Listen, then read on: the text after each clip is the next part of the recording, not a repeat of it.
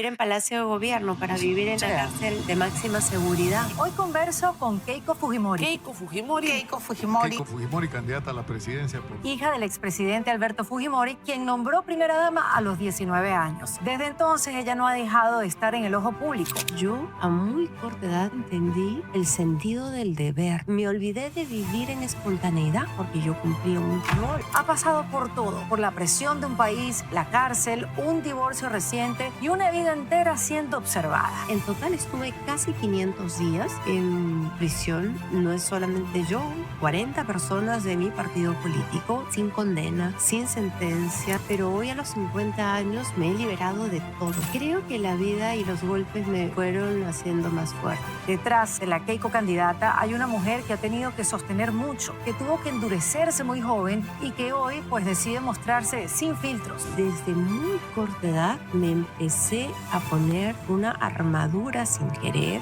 Me hizo además reconocer la fortaleza que tengo. Uno no necesita una banda presidencial, un cargo o un título. En esta conversación hablamos con Keiko la humana, de reinvención y de lo que se rompe cuando creces tan rápido. Hoy converso con Keiko Fujimori sin armaduras, en defensa propia. Bienvenida, Keiko Fujimori, a En Defensa Propia. Erika, para mí un privilegio, un placer conversar contigo. Y que tú me hayas dado este tiempo en una agenda tan ajetreada, con tanto movimiento que hay alrededor, pues yo estoy más agradecida, el doble agradecida contigo. No, para mí un gusto conocerte y también estoy en un proceso que me conozcan un poquito más. Y creo que a través tuyo me van a permitir conocer un poquito de mi corazón y de mi alma. Y es que de verdad yo estoy muy curiosa, te lo decía fuera de micrófonos, Keiko. Tú has estado como a lo largo de toda la vida de uno, porque empezaste de muy joven, asumiendo puestos que no están como hechos de la talla de una mujer o iniciándose a ser mujer de 19 años. Vengo escuchando tu nombre toda la vida y tenerte ahora de frente es como, no, pero si yo la conozco de siempre. De verdad que sí, porque además te decía, en los momentos que yo estaba creciendo, somos contemporáneas, tenemos la misma edad, pero en los momentos que yo andaba haciendo cosas de muchacha de 19 años, 20, 21, 22, tú estabas asumiendo un papel que la vida te puso, perdón, y tú aceptaste, Así es. ¿no? Sí, en el medio del divorcio de mis padres, eh, mi papá me invita y me pide que asuma el cargo de primera dama. Y mi primera reacción fue decirle no, em, pero llamé por teléfono a mi mamá. Yo estaba estudiando en la Universidad de Boston, cursando mi segundo año, y es mi mamá la que me dice, mira, vas a tener una oportunidad extraordinaria de viajar por el Perú, de ayudar a muchísimas personas, y ya con el humor sarcástico que tenía mi mamá, me dice, bueno, es lo único bueno que va a hacer tu papá.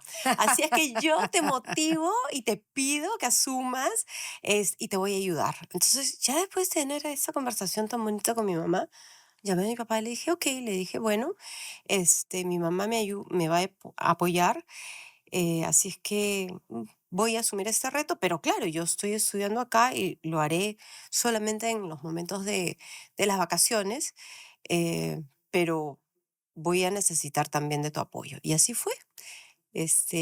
Sin querer, tenía solo 19 años. Solamente 19 años. Y lo increíble es que lo has mantenido a lo largo de toda tu vida. O sea, quiere decir, comenzaste siendo primera dama, pero después te quedaste en la política, Keiko, para siempre.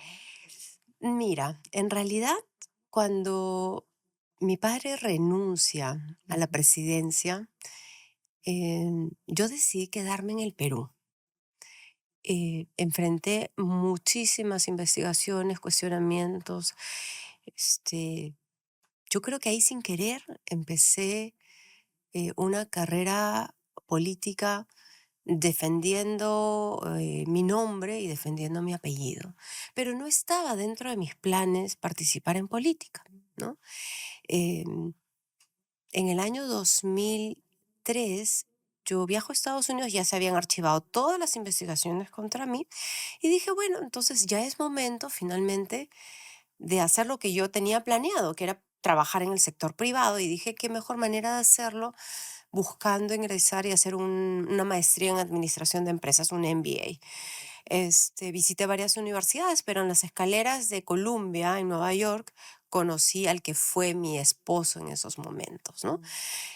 Vivimos una historia romántica, maravillosa. Me pidió casarme al año siguiente.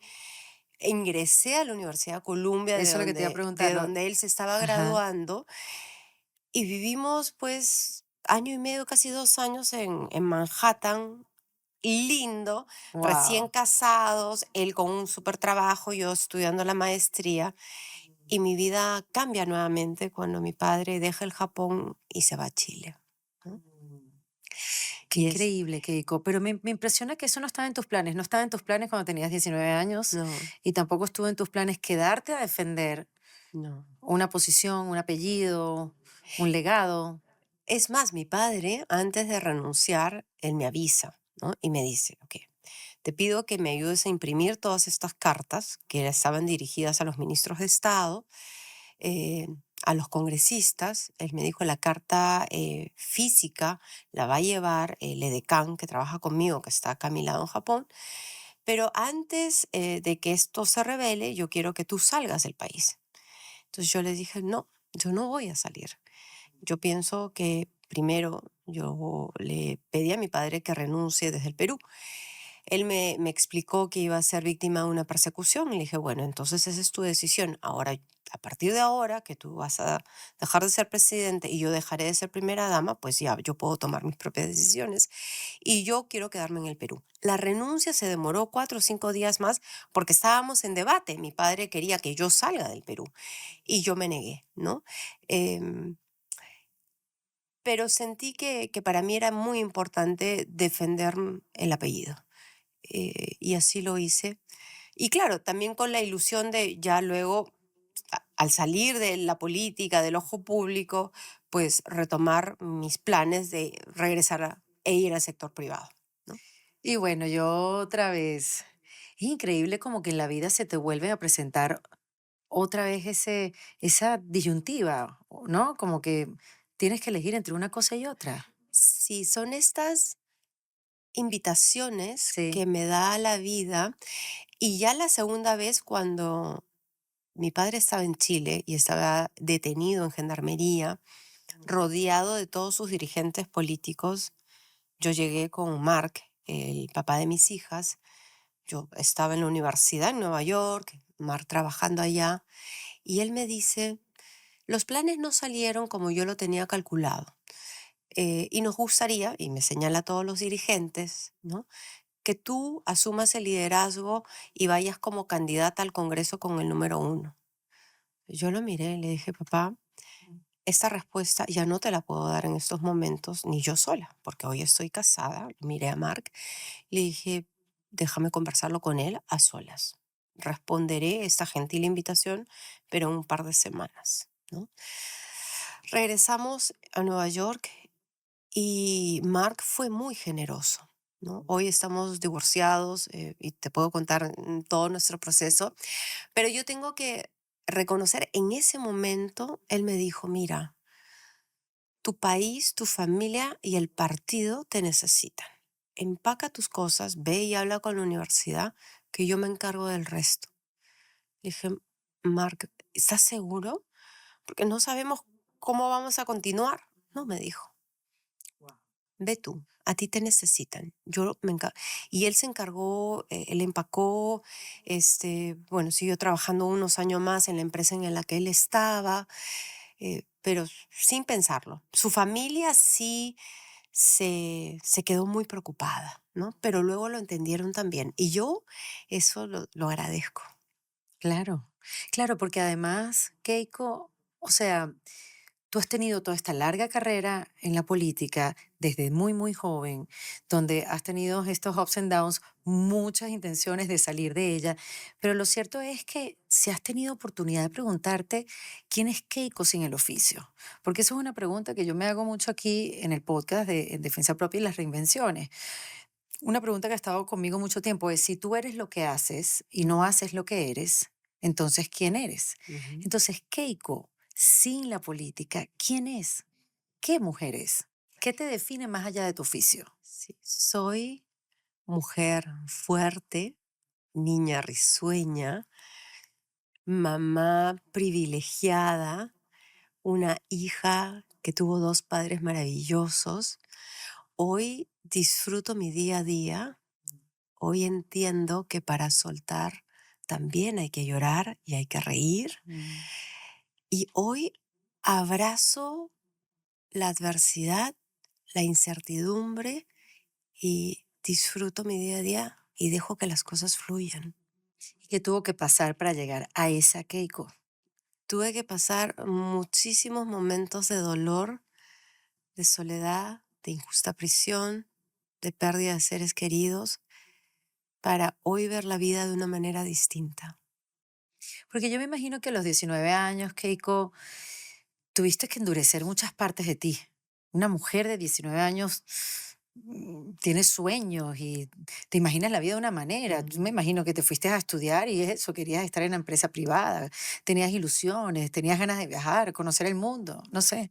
Sí, y yo estudié el bachillerato, estudié administración de empresas, porque del lado de la familia de mi madre son empresarios, entonces esa era mi ilusión, ¿no? Pero el mundo de la política y del servicio público siempre me fue jalando y me fue invitando. Y claro, a los 19 años, yo recuerdo el primer evento en el que participé. Claro, mi padre me dice, mira, va a haber por primera vez la Cumbre de las Américas, van a haber 33 países, se va a realizar en la Florida, va a presidir el presidente Clinton y la conferencia de primeras damas va a ser Hillary Clinton. En estos eventos normalmente ya está planificado quiénes hablan y van a haber tres otras primeras damas, entonces tú me vas a acompañar, ¿no? Pero no tienes que, digamos, tener una participación tan Exacto. activa. Bueno, dije, ok. Em, Estábamos con las 33 primeras damas, hablaron las tres personas que se había planificado y la señora Clinton dice, bueno, ¿ya alguien tiene algo más que decir, alguna pregunta? Y yo dentro de mí decía, Erika, no me puedo quedar callada, ¿no? Qué fuerte. Soy mujer, soy joven, tengo que Claro. hablar.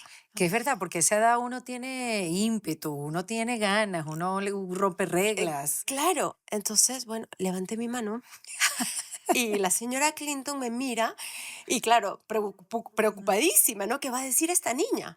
Pero bueno, hablé de la importancia de la educación para Latinoamérica y como herramienta para que los jóvenes podamos volar más alto. Terminé, hablé 3 minutos. Mis piernas me temblaban, yo casi no podía mover, pero por dentro de mí me sentía tan orgullosa de haber levantado la voz, de que la voz de una mujer peruana se haya hecho presente en esa reunión. Así es que esa fue mi primera participación. Y ya luego, mi papá y mi mamá estaban felices, ¿no? Por supuesto, porque Qué bueno, que no hubo recibieron. una mala mirada, que no un ¿cómo te atreves, Al Keiko? Al contrario, se le contrario. acercaron a mi padre a felicitarlo. La prensa en el Perú también ponderó mi participación, Mm, entonces mi madre a los pocos días también me llamó. Pero claro, ya este rol tenía también ciertas reglas. ujú. Entonces, de parte de la Cancillería, me pusieron para que me acompañe alguien con protocolos, ¿no? Entonces yo a muy corta edad, Erika, entendí el sentido del deber, Uf, qué ¿no? fuerte. ¿Y qué significa eso? Por ejemplo, cuando tocaba el cambio de mando en Brasil y la fecha era un 1 de enero, y yo estaba con fiebre, estaba con una infección terrible en la delegación, ya el canciller también se había enterado que yo estaba muy mal, entonces toca la puerta de mi habitación y me dice, Keiko, sé que estás muy mal, me ha informado el médico, pero quiero decirte que tu nombre está reservado en la mesa de honor, porque eres la primera dama del Perú. Yo te pido que permitas que el doctor te ponga una inyección muy fuerte, pero tú tienes que asistir, con fiebre o sin fiebre. Lo miré y le dije, estupendo, canciller, cuente conmigo. Wow. Y me dijo, lamento que a esta edad tengas que aprender el sentido del deber y el deber de Estado. Se me quedó grabado, Claro, ¿no? sí, porque las mujeres crecemos también un poco con ese deber ser, ¿no? Y siempre conectamos más con eso, con el querer ser, más el deber que el querer, pero ya ese deber de Estado que dices tú es el doble del peso Sí. en esto de convertirte en una mujer que sigue las normas, que sigue las reglas Así es. Y que y no que está dando la cara a importas, un país. claro, y no importa si estás enferma, si estás con fiebre, si estás deprimida, si te levantas de mal humor, si se te rompió el tobillo, no, no importa nada. Uno tiene que cumplir. Y Sí. sentiste que dejaste de vivir cosas. Sí, porque además, claro, las personas de Cancillería muy profesionales que me acompañaron, en algún momento también me explicaron, ¿no? A una autoridad, a una primera dama, no se la sorprende. Presidentes tienen que saber exactamente con quién van a conversar, qué temas se conversan. Entonces, wow, dije, sí, pues, ¿no? Entonces, yo tengo que estar preparada para ver a quién voy a conocer, qué temas les puede interesar, qué temas puedo hablar yo del Perú, qué Pero ya eso temas está planificado con anterioridad. Así es. Entonces, Erika, desde muy corta edad me empecé a poner una armadura sin querer y a entender que hay ciertas normas que cumplir, ciertas reglas y que las cosas se van haciendo de una manera planificada. O sea, Me olvidé de vivir en espontaneidad. exacto, le cortaste las patas a la Así es, espontaneidad. sí, Entonces todo era calculado, todo era pensado y así te fuiste, así fuiste creciendo, así fue así te fuiste creciendo. haciendo persona, porque uno se hace Sí, persona adulta en esa década de los claro, y 20. eso significaba que yo no salía a discotecas, ¿no? Mi hermana menor sí. Yo le decía a mi papá, ¿y por qué ella sí? Bueno, no, porque ya las cosas la seguridad se ha tranquilizado. Pero en realidad, claro, yo ahora lo entiendo, que Mm. lo hacían también porque yo cumplía un rol frente al país, ¿no? Y uno tiene que cuidar ciertas formas. Pero en esos momentos, para mí significó muchos sacrificios. eh, Ahora, si yo lo pongo en una balanza, las enseñanzas han sido mucho más satisfactorias que los sacrificios. Y el poder ayudar a tantas personas, hasta hoy yo recibo mensajes de amor y de gratitud por las pequeñas, grandes cosas que pude hacer. Además, Keiko, has estado en la historia del Perú muchos años, te han visto crecer y también eso es como una responsabilidad. Porque ese deber ser, me Mm. imagino que ha pesado a lo largo de tu vida. Y aunque no tuvieras la posición de primera dama, también tuviste que mantener una rigurosidad en cuanto a tu comportamiento, en tu matrimonio, cuando tenías hijas, tuviste tus hijas, y cuando, sabes, tantas cosas que pasan a lo largo de la vida de un ser humano, en este caso la tuya, también vivir con esa rigurosidad porque seguía siendo la que representaba un apellido, en todo caso. Claro, y entonces lo que decidí, Erika, es con mi armadura esconder mis heridas, esconder mis cicatrices. Pero hoy a los 50 años me he liberado de todo. Ha sido un proceso. ¿Y cómo? ¿Y cómo? ¿Y cómo? ¿Qué hiciste? ¿Qué herramientas utilizaste? O Mm, sea, yo me imagino una Keiko, no sé, porque yo sé que tú eres una mujer fuerte. No sé si eres una mujer fuerte o te hiciste una mujer fuerte. Creo que la vida y los golpes me fueron haciendo más fuertes. Claro, yo en ese rol de no mostrar mis emociones, también se generó una percepción equivocada de mí, ¿no? Que me hacían mostrar como una mujer de hierro, pero soy una mujer de carne y hueso, pero yo no permitía mostrar mi vulnerabilidad hasta que me llevaron 3 veces injustamente a prisión, sin condena, sin sentencia, Keiko, sin cuéntanos eso, nunca. ¿cómo 3 veces? La primera vez me detuvieron cuando yo estaba entrando a la sede del Ministerio Público. Yo entraba para declarar y ahí en la puerta me anuncian que me detenían preliminarmente. Para mí fue gran sorpresa. Yo no he sido presidenta todavía, nunca he manejado recursos del Estado y me llamó la atención que si se estaba yendo a colaborar con una investigación me detuvieron. Bueno, me llevaron supuestamente 10 días, pero al séptimo día me liberaron. Con la excusa de... De que, bueno, se había hecho copia y pega, no había sido una resolución bien hecha, entonces me liberaron. ok. Al día siguiente que me liberaron, el fiscal vuelve a pedir ya una prisión, pero preventiva por 36 meses. Asistí a todas las diligencias y más o menos 3 semanas después, yo ya sabía lo que venía.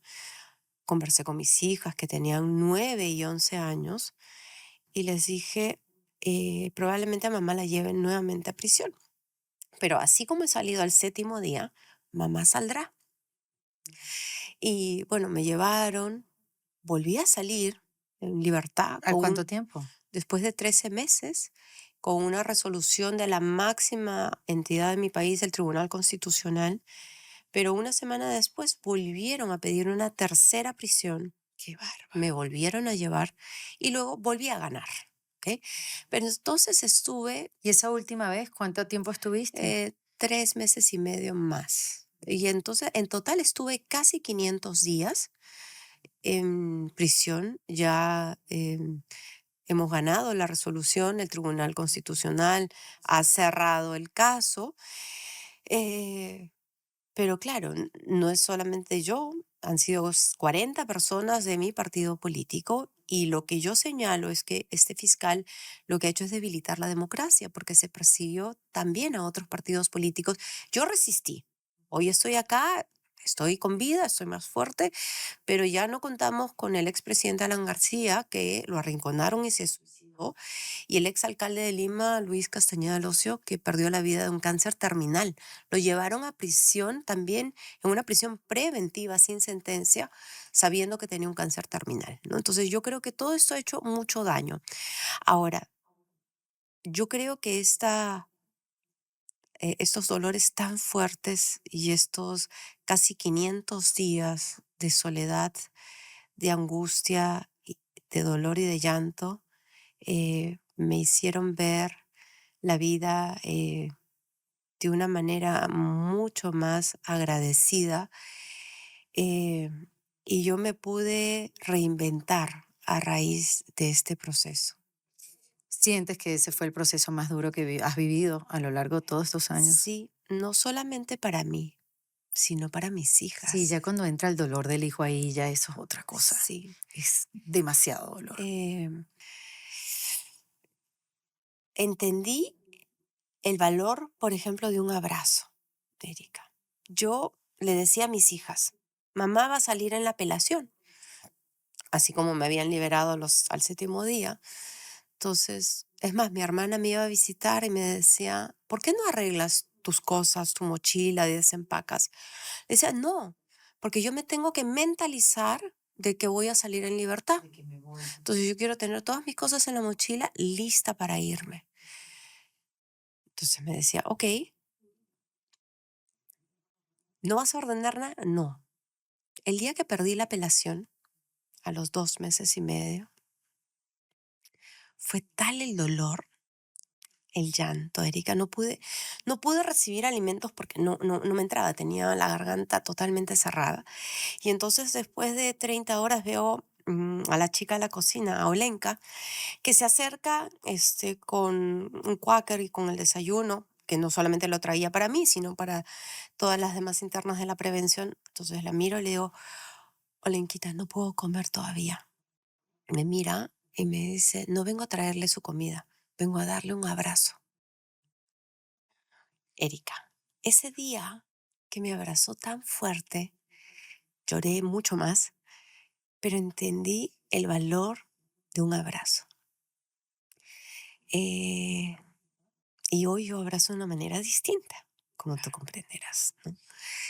Este, en el penal, no, uno tiene agua fría, pero a todas las internas nos dan 2 litros de agua hirviendo en las mañanas.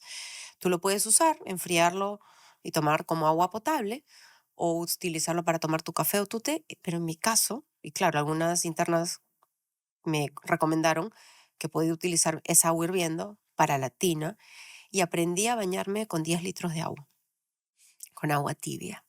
Entonces yo hoy cuando me ducho con agua caliente, primero agradezco, ¿no? Y claro, me da remordimiento de conciencia y me ducho rápidamente.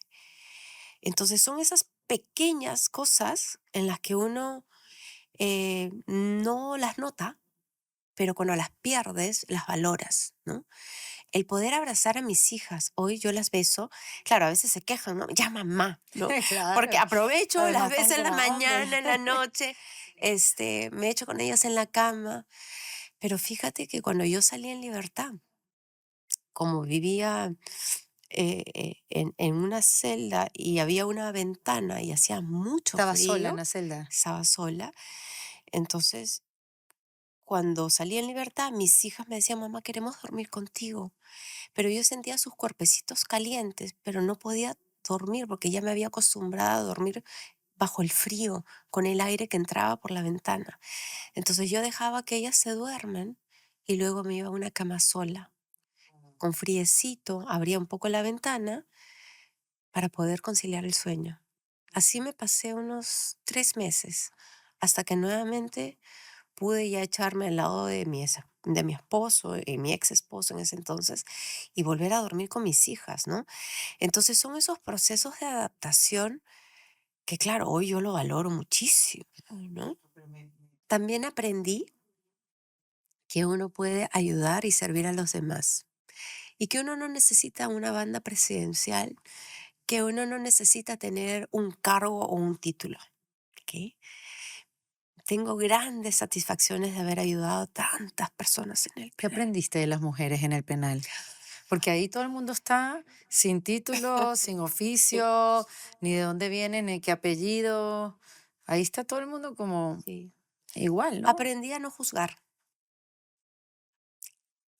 porque claro, al comienzo me daba un poco temor, ¿no? Yo decía, ¿por qué razón estar acá? Pero luego me di cuenta que no importaba por qué razón esté, sea culpable o inocente, yo igual la iba a ayudar. Y aprendí a ver a los seres humanos.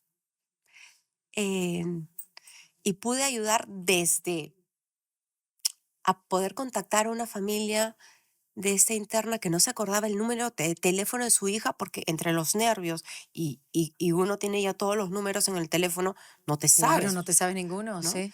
Entonces yo la veía llorando todos los días. La abrazo y le digo, mamita, ¿qué pasa? ¿Te puedo ayudar en algo? Y me dice, no me acuerdo el número de teléfono. Entonces yo le digo, mira, si algo puedo es poder contactar a las personas. Dirijo un partido político a nivel nacional, este, dime dónde vives y puedo mandarle un mensaje. Y me dijo, vivo en un barrio muy lejano y muy humilde. Bueno, le digo, intentemos. Entonces me dio las coordenadas, claro, vivía en una casa en donde ni siquiera tenía el nombre, la calle, porque no tenía asfalto la calle. Entonces llamo a la dirigenta y le digo, mira, hay una interna acá que vive en tal sitio, entre la casa tal y la casa tal, quizás no la encuentren, pero pidan referencias y avísenle a esta niña que se llama tal que su madre está en esta prisión, porque la niña No probablemente no sabía. sabía en qué penal estaba. Bueno, ese fin de semana llegó la familia de ella y para mí ver la emoción tan grande fue muy, muy importante. Y entonces ahí me di cuenta que incluso uno puede ayudar sin tener cosas Es materiales, increíble. ¿no? Increíble cómo te transformó esa experiencia. Es que es imposible que no te transforme. Pero ¿sabes qué veo? Que Ujú. así como estos primeros roles cuando fuiste joven, de primera dama te endureció, y a juro Sí, tenía que endurecer para que hicieras un buen papel o estuvieras a la altura de la circunstancia. Esta otra experiencia te ablandó, te suavizó, te cambió la perspectiva, te puso en otra realidad y estoy segura que te hizo un líder mucho más consciente hoy en día. me hizo además reconocer la fortaleza que tengo, Erika, porque estar en prisión eh, y no saber qué va a pasar me hizo, me dio varios regalos. Primero, A ver. eh, me acercó a Dios muchísimo. una voluntaria me dijo, Keiko, te voy a recomendar algo que le digo a todas las personas que ingresan a una prisión por primera vez. Trata de hacer algo que en libertad no hayas podido hacer. Ujú. Llegué a la celda y dije, siempre he querido leer la Biblia, pero nunca he tenido el tiempo. Fue el segundo libro que llegó a mis manos y empecé a leer la Biblia. Guau. Aprendí no solo a rezar el rosario, aprendí a orar, a conversar con Dios. ¿Cómo se ora a Dios, Keiko? Se ora con el corazón abierto y se ora, además, yo me hacía la pregunta equivocada, porque yo preguntaba, ¿por qué Dios? ¿Por qué me está pasando esto? Y la pregunta 2 meses después me di cuenta es, ¿para qué? Ya. Entonces, esa conversación, y las tantas que he tenido con Dios, me sirvieron para entender mi rumbo, mi propósito y reconocer mi fortaleza. Yo ahí supe que tenía mucha fuerza y que el poder de servir lo podía ejercer en cualquier sitio. Este, Ese fue el primer regalo que sí, te acercó a Dios y a la Biblia sí, y sí, ver tu fortaleza. sí. Lo segundo es conocer el alma de las personas, porque cuando uno está pasando una crisis, yo lo que pude ver es que unas pocas personas me traicionaron y se fueron, pero Ujú. la gran mayoría se quedó a mi lado. Y fueron momentos muy difíciles en que se me cuestionaba, se me insultaba. Fueron momentos in- realmente terribles políticamente para mi partido y para mí. Pero yo digo, en buena hora, los pocos que se fueron, ni siquiera los tengo que expulsar. Yo ya sé quiénes son. Eso es otro regalo. Eso es otro regalo. Y lo tercero es el poder de mi familia, ¿no? El amor y el reconocer ese poder que tienen las emociones. Y mis hijas han sido mi gran motor. Yo hoy las veo y digo, wow, tengo que construir un mejor país para los jóvenes y para ellas. Ellas son mi inspiración. ¿Y qué te dirían, qué dirías tú si te dijeran que quieren incursionar en la política? ¿Ya lo han hablado? Em, lo hemos hablado. Es más, yo tenía dudas porque tenía todavía ciertos temores, miedos después de lo que nos había tocado vivir y lo conversé con ellas, ¿no? Es más, cuando mi padre estaba a punto de morir y yo quería que él sea el candidato y así lo habíamos anunciado, en sus momentos de dolor, él me pidió que sea yo la candidata. Y le dije, papá, no te puedo contestar porque no estoy segura. Lo tengo que conversar también con mis hijas. Y son ellas las que me dijeron, me decían, mamá, tú siempre nos has dicho que uno no se rinde. Wow, yo decía, estas niñas, al igual que a mí, estos momentos tan difíciles las volvieron muy fuertes. Pero yo rezaba siempre, decía, Diosito, que no se les endurezca su corazón, que la armadura que yo he tenido en algún momento no las tengan ellas, ¿no? Y hoy yo las veo y digo, Virgencita, me has hecho caso. Oye, Keiko, y esta es la cuarta vez, ¿no? Que Es tú, la cuarta vez. yo entiendo que la política, Keiko, es súper malentendida. Ujú. Es un trabajo muy mal remunerado y no me refiero al sueldo, ¿no? Sino remunerado emocionalmente. Sí, Nunca está nadie feliz. Tú puedes trabajar por un grupo y ayudar a un grupo, pero hay otro que está molesto y siempre ha sido así. No sí, importa la posición que tengas, sea alcalde, concejal, diputado, gobernador y presidente. No puedes tener a todo el mundo feliz. Me imagino que se intenta. sí. Entonces, ¿por qué esta es diferente? ¿Por qué esta cuarta vez es distinta? Yo he explicado que después de haber estado en la injusta prisión, haber perdido a mis dos padres, porque ambos se fueron jóvenes, hoy estar divorciada, eh, hoy yo soy una mujer distinta.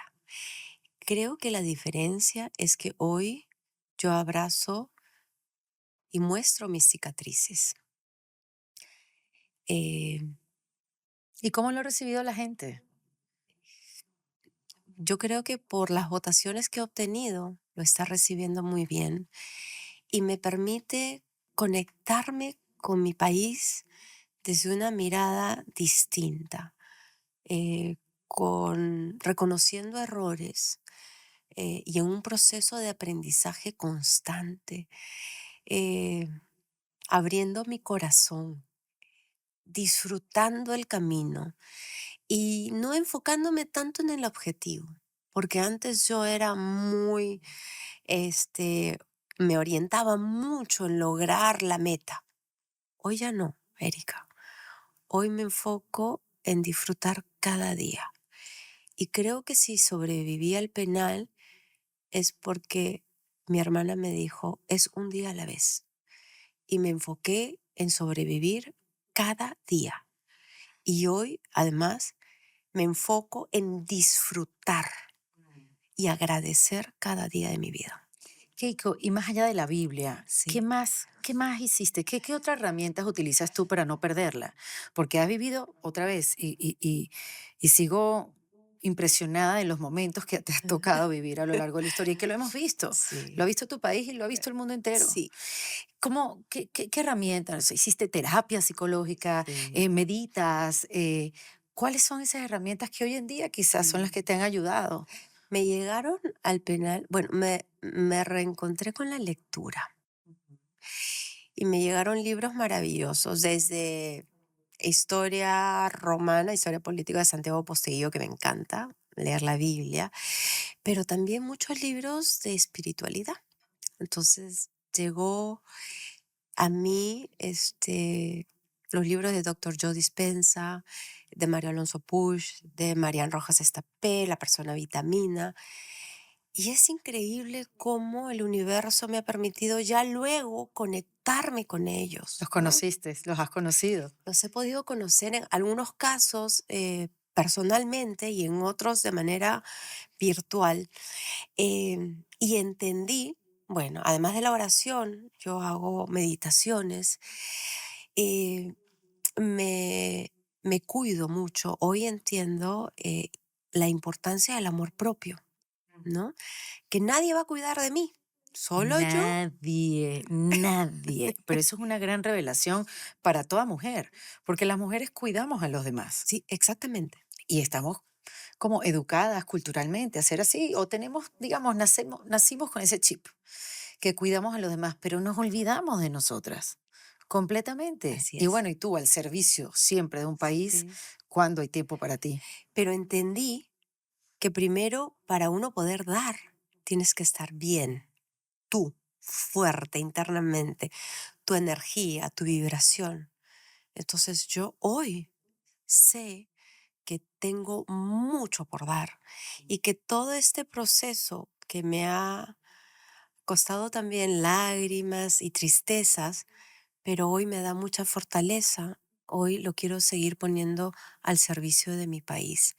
Entonces, yo hoy em, abrazo el kintsugi, que es este tipo de cerámicas que se hacen en el Japón. A mí me llegó uno cuando estaba en el penal, eh, que son estas cerámicas que se rompen y que luego utilizan el oro para volverlas a juntar. Y esas piezas son mucho más hermosas. Y hoy yo entiendo que las cicatrices y las heridas que todavía estoy en proceso de sanación, hoy me hacen más fuerte y me han hecho tener más sabiduría. Qué hermoso eso, Keiko, de verdad. ¿Y el divorcio cuándo fue? El Hablando de heridas, digo, hablando de, perdón Sí, que me vaya por ahí, pero sí. Bueno, tú sabes que el tema de la salud, además, después de la pandemia, creo que todos los seres humanos entendemos el valor de la salud, ¿no? Entonces yo hoy hago ejercicios, yo me regalo. El regalo que yo me doy, además de las meditaciones y la oración, son los ejercicios. Bueno, en el año 2022, mi mamá había partido, llevaba pocas semanas, me enfermé de COVID y luego me di cuenta que tenía que divorciarme. todo eso me vino de golpe. Qué fuerte. Pero son esos momentos en los que uno dice, puedo vivir, sí, bajo una apariencia, Sí. o puedo ser honesta conmigo Que misma. también tiene su costo. Así es, ¿no? Entonces fue muy doloroso y creo que mm, ambos hicimos mucho esfuerzo por mantener y salvar la familia, pero creo que cuando uno es víctima de persecuciones terribles y de señalamientos, a veces es muy difícil de poder encontrar esa ruta. Pero dije, no, tengo siempre, y sobre todo después del penal, dije, es un momento de mostrar quién soy. Y empecé el proceso de separación bajo los mejores términos, conversando así. Le dije, Mark, eh, cuando se cruza una línea, ya no hay vuelta atrás. Y para mí lo más importante es salvar nuestra amistad y salvar nuestra relación de papás, ¿no? Y él Eh, respondió bien, porque sabes que uno puede tener muy buenas intenciones de convertirte en sí, la amiga de tu ex, pero se necesitan a dos personas para que eso suceda. creo que fue un proceso difícil al comienzo, pero luego él también lo entendió. Y hoy que miro 4 años después y veo la relación que ambos tenemos con nuestras hijas, sé que tomamos la medida correcta. Y además pudimos salvar nuestra amistad. Hoy Mark tiene una pareja, yo le he podido saludar, lo veo contento a él, a su nueva pareja también, y a mis hijas también. Y yo sé que sigo un proceso de reinventarme y de hoy tengo más tiempo para mí y tengo más tiempo para mis hijas y para mi Porque tus país. hijas están grandes también y entiendo que se van pronto a estudiar. Mira, la mayor ya tiene 18 años y es mayor de edad, sí. Ella en pocos meses se irá y Kaori tiene 16. Le falta todavía año y medio, pero veo a dos niñas adolescentes que yo como mamá las guío, las oriento, pero dejo también que se equivoquen, que se caigan y que como todo en la vida, que aprendan a levantarse. En algunos momentos estaré yo a su lado, pero en otros tendrán que ellas pararse solas. Claro. Ahora, Keiko, ¿tienes más tiempo para ti? Me mencionaste que tu ex ya tiene pareja. ¿Tú tienes tiempo para tener una pareja ahora también?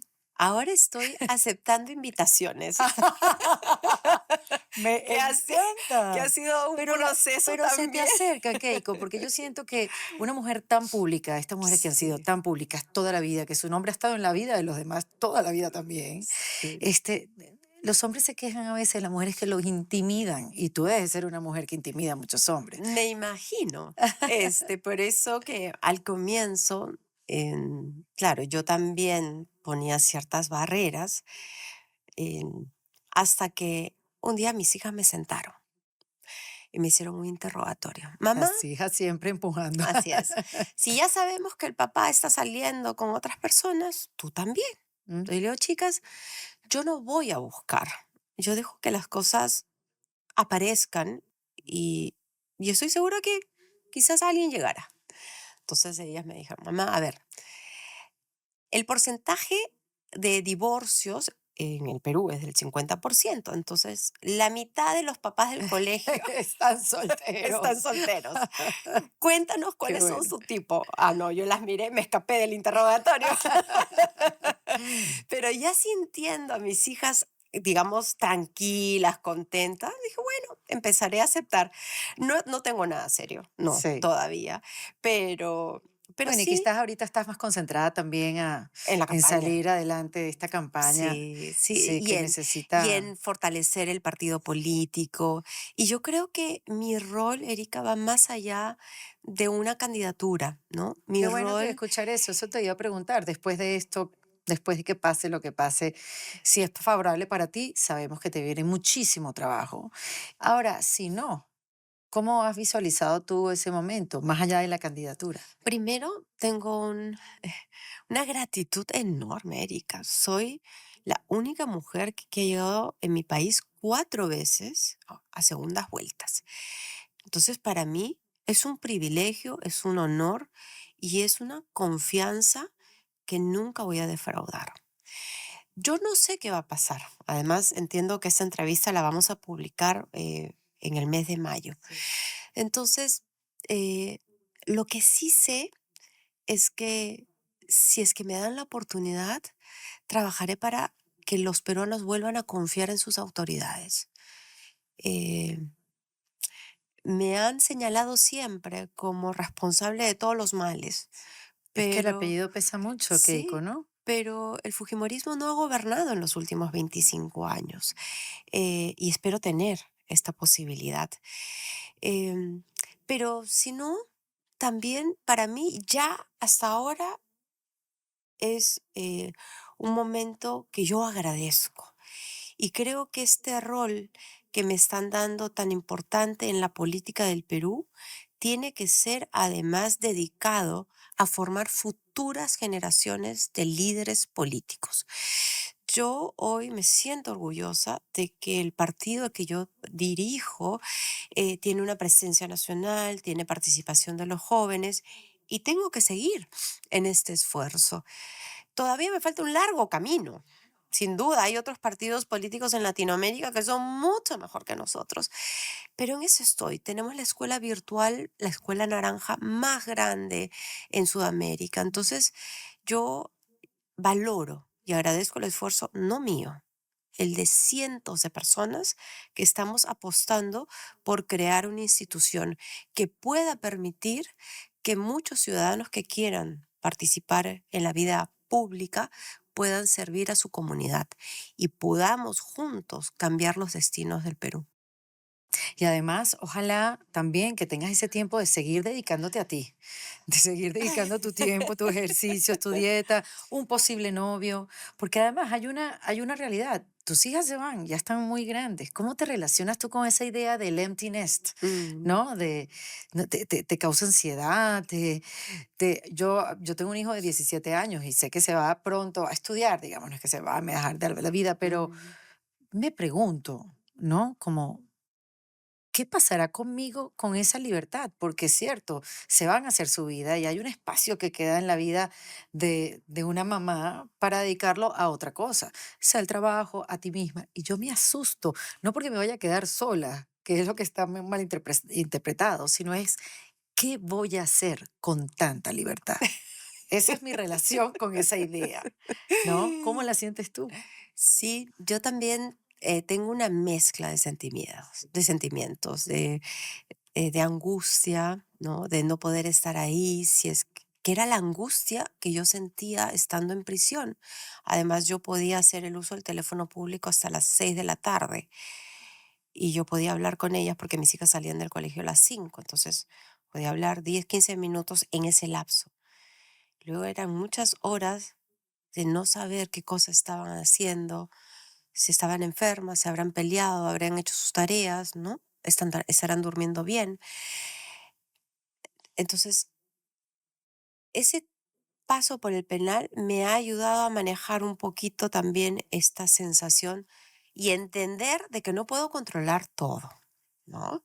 Entonces, aquello que yo pueda controlar, sí, ahí le dedico tiempo, pero las cosas que no pueda controlar, y si sé que mis hijas se equivocarán, por supuesto, así como yo, entender que serán lecciones de vida, ¿no?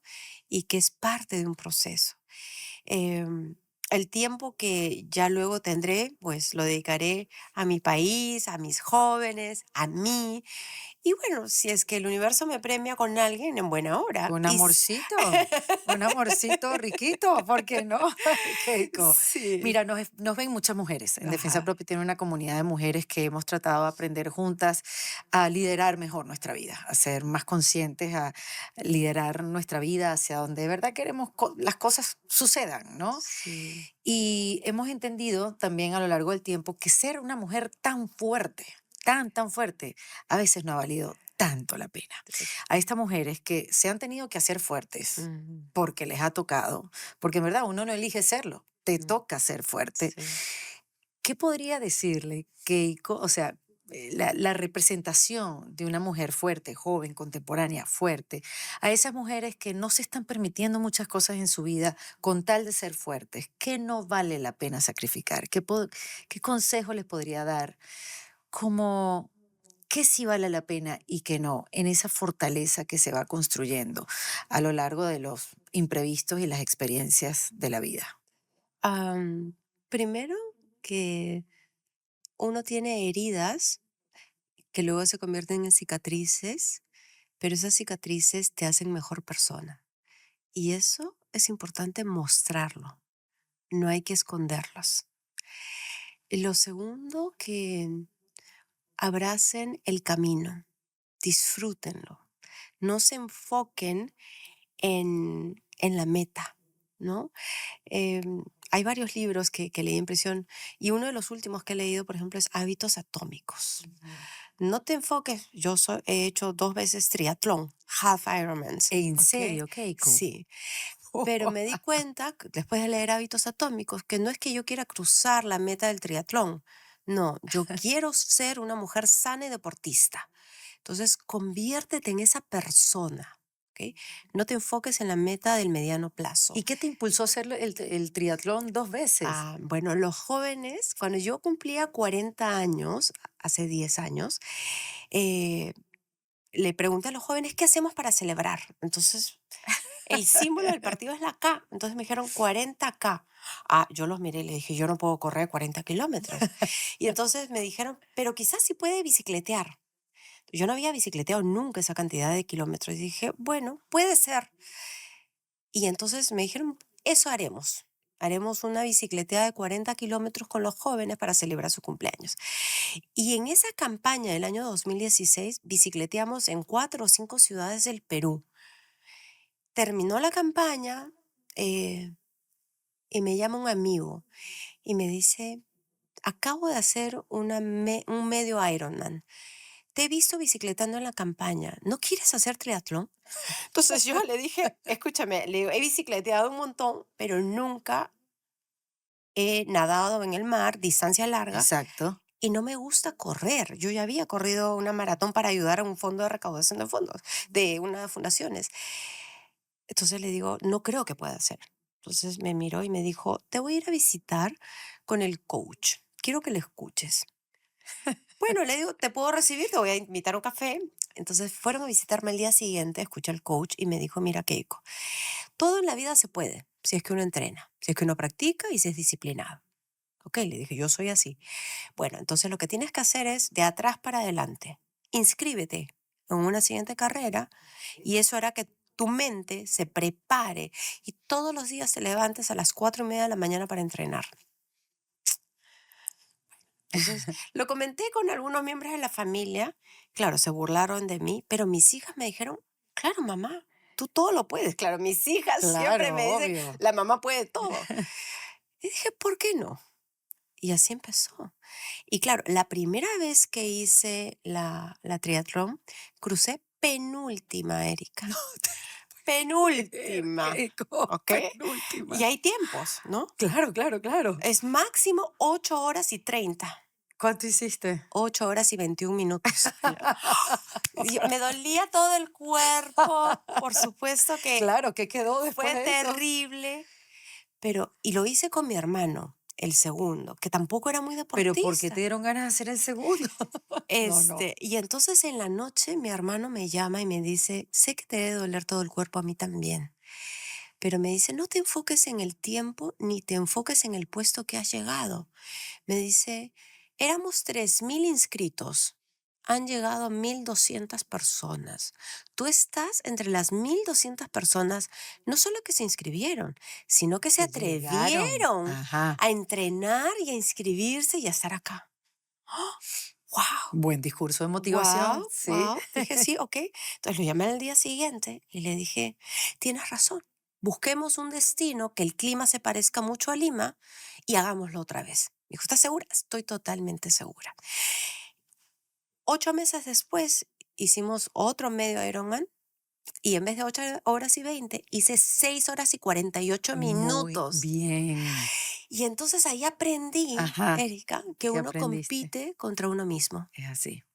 Uno no compite contra los demás. Y que solo la perseverancia y la disciplina y el levantarte y volver a empezar es lo que te da el éxito en la vida. Qué belleza. Las enseñanzas de esas experiencias deportivas te enseñan más de ti de lo que tú alguna vez imaginaste Así es. y hasta dónde puedes llegar. Mira, Keiko, ya para terminar, tú que te has reinventado tantas veces y que lo vas a seguir haciendo, por lo que veo, regálanos 3 tips para reinventarnos. Abracen el camino, no se enfoquen en la meta, muestren con orgullo sus cicatrices Ujú. y levántense. Siempre nos vamos a tropezar y caer, pero dependerá de nosotras el levantarnos, reinventarnos y volver a empezar.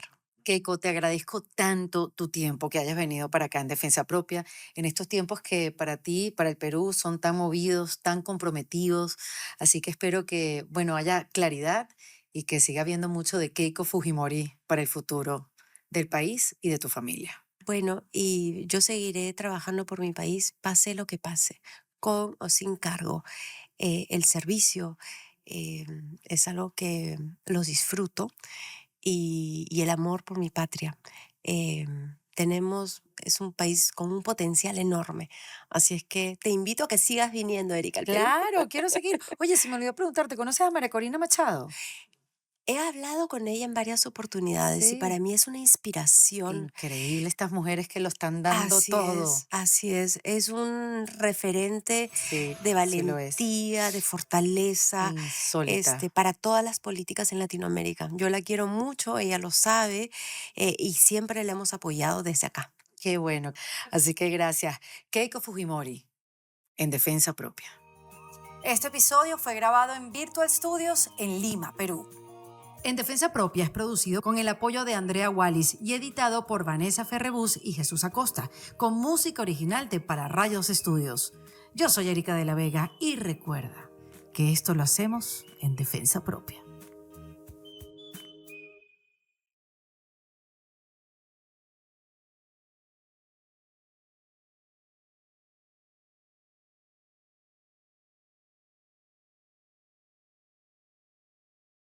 Es un consejo para todos ellos.